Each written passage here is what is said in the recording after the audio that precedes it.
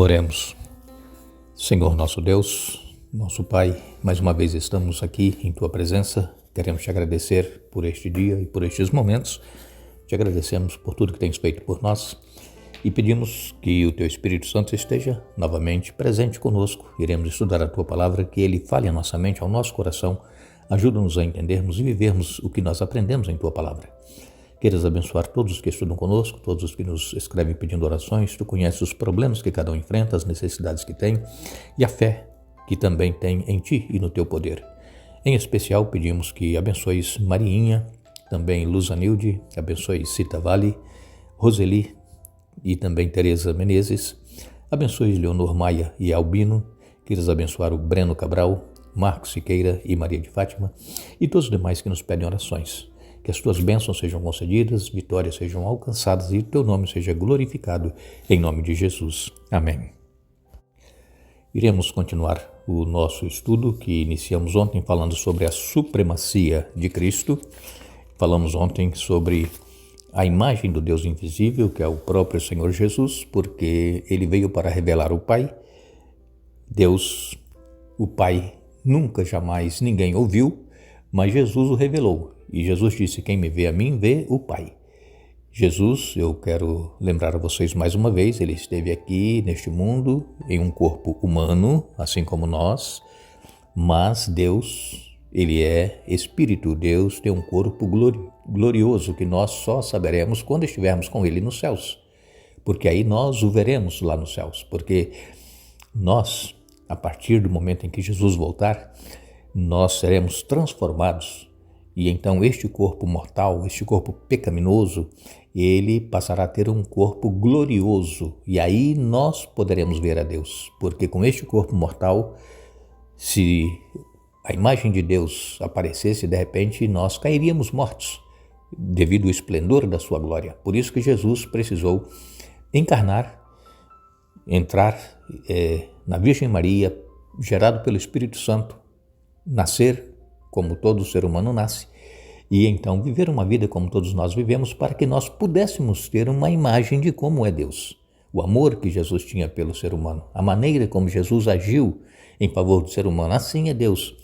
E falamos então a esse respeito da imagem do Deus invisível. Queremos hoje comentar aqueles versos que nós lemos aqui para vocês ontem, Colossenses capítulo 1, versos 15 a 17, diz assim: Ele é a imagem do Deus invisível, o primogênito sobre toda a criação, pois por meio dele foram criadas todas as coisas nos céus e na terra, as visíveis e as invisíveis, sejam tronos, sejam soberanias, quer poderes, quer autoridades, todas as coisas foram criadas por ele e para ele. Ele é antes de todas as coisas e por meio dele tudo subsiste.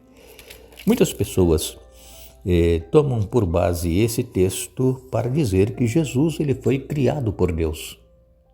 Então afirmam que Jesus não é eterno como o Pai, porque aqui fala que o primogênito sobre toda a criação. Então nós queremos hoje explicar um pouco sobre essa questão da primogenitura, e especialmente sobre Jesus, o primogênito de Deus. Então esse termo aqui no Novo Testamento, primogênito, se referindo a Jesus, por exemplo, aqui nós lemos em Lucas capítulo 1 e no verso 27. Lucas capítulo 1, verso 27, nos diz assim a palavra de Deus: Nesse dia, o Espírito o conduziu ao templo, assim quando Maria e José chegaram para apresentar o menino Jesus ao Senhor, como a lei exigia. Esse está aqui em Lucas capítulo 1, verso 27. Mas no capítulo 2 de Lucas e no verso 7, Lucas 2, verso 7, nos diz assim a Bíblia: Ela deu à luz seu primeiro filho, um menino, envolveu-o em faixas de pano e deitou-o numa manjedoura, porque não havia lugar para eles na hospedaria. Então aqui fala de Maria que deu à luz o seu primeiro filho, um menino. Nasceu lá em Belém, como todos nós conhecemos a história, e ele se tornou então o primogênito de Maria, mãe de Jesus. Agora, em Romanos capítulo 8, E no verso 29, Paulo escreveu: pois Deus conheceu de antemão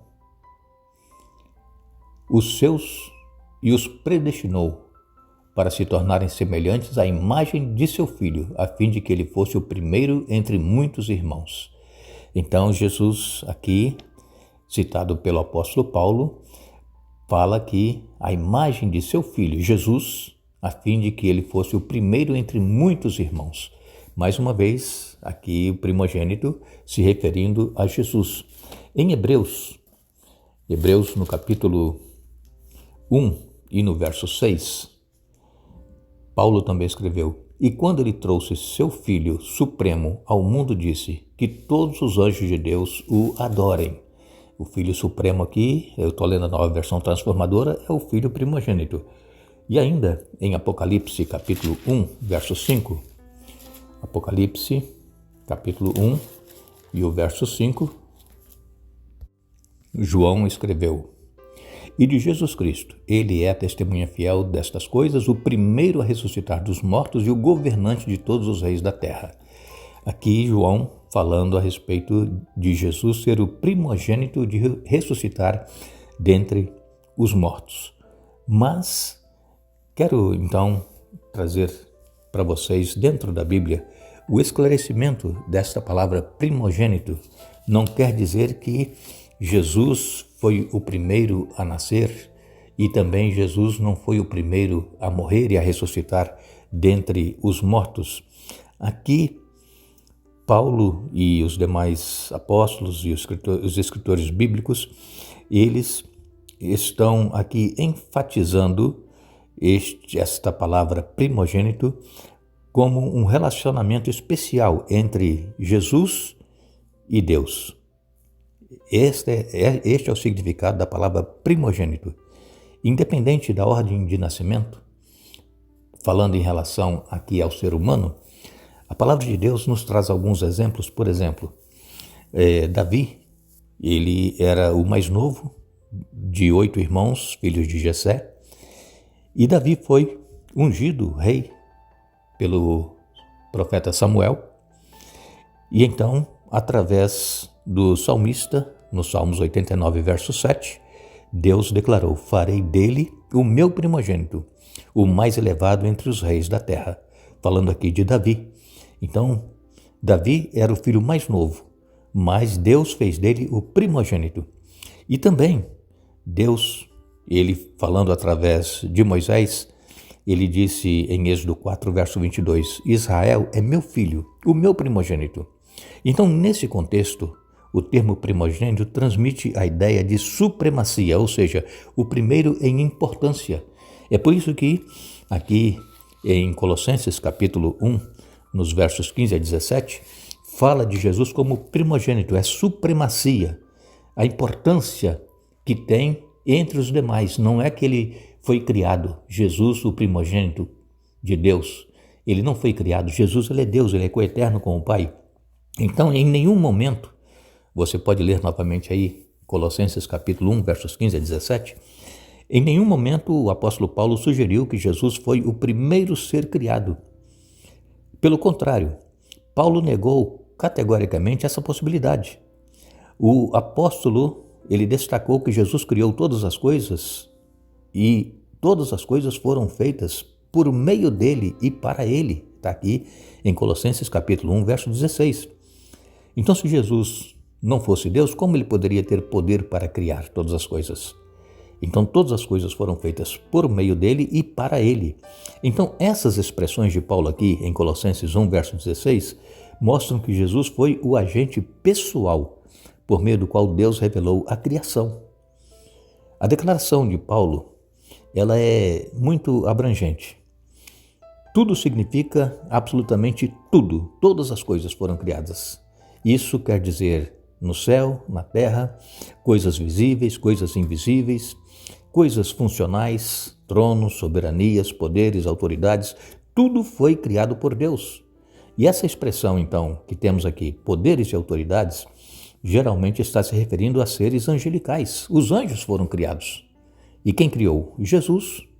Todas as coisas foram criadas por intermédio dele, por ele e para ele. Todas as coisas, visíveis e invisíveis, terrenas e celestiais, tudo foi criado por Jesus. Nós usamos a expressão Deus, na Bíblia é usada a expressão Deus criou, porque Jesus é Deus. E ele é o agente criador de todas as coisas. Então, para evitar mal entendido, o apóstolo Paulo, ele acrescentou que Jesus existia antes de todas as coisas. Está aqui no verso 17. Ele é antes de todas as coisas e por meio dele tudo subsiste. Então Jesus, ele não foi criado, Jesus, ele é Deus, e Jesus, ele é usado aqui a palavra de primogênito em questão de supremacia, em questão de importância. Jesus, o primogênito dos mortos, né? Aquele que ressuscitou primeiro, mas nós sabemos que antes de Jesus já haviam ressuscitado várias pessoas, que a Bíblia cita. Então é em questão de supremacia, em questão de importância, por isso é usado aqui o termo primogênito.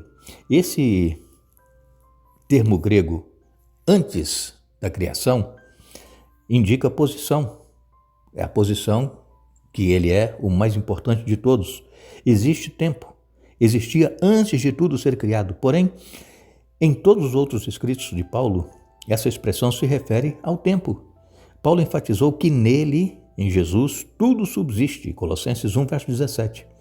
E então, Jesus, ele mantém todo o universo conectado, não apenas como Criador, mas também como Redentor. Jesus é o que tem o controle sobre todas as coisas. E Jesus, ele se humilhou, ele sendo Deus, sendo Criador, sendo agente de todas as coisas criadas, ele se humilhou, deixou o seu trono, veio a este mundo para poder nos resgatar do pecado, para poder nos salvar. E Jesus, ele espera que nós aceitemos este dom que ele quer nos dar, que é a vida eterna. Dom é um presente. Nós não precisamos fazer nada para receber, é apenas aceitar. E Jesus, ele tem um anseio, um desejo muito grande de ver cada um de nós com ele na eternidade. Por isso ele veio a este mundo, deu o seu sangue para poder nos libertar das garras do pecado. E assim, aceitando este sacrifício de Jesus, nós possamos viver com ele eternamente. Queremos agradecer a todos vocês que estudaram hoje conosco a Bíblia. Não deixe de anotar esses versos bíblicos que nós citamos, marque na sua Bíblia, para que, se alguém vier dizer a você que Jesus é um ser criado, porque está escrito na Bíblia, para você mostrar que não, Deus não é criado, ele é o primogênito em questão de supremacia, em questão de importância. Por isso que ele é considerado aqui o primogênito, mas ele é Deus, assim como o Pai e o Espírito Santo. Que Deus abençoe a todos e amanhã estaremos juntos, Deus assim nos permitindo. Tenham todos um bom dia.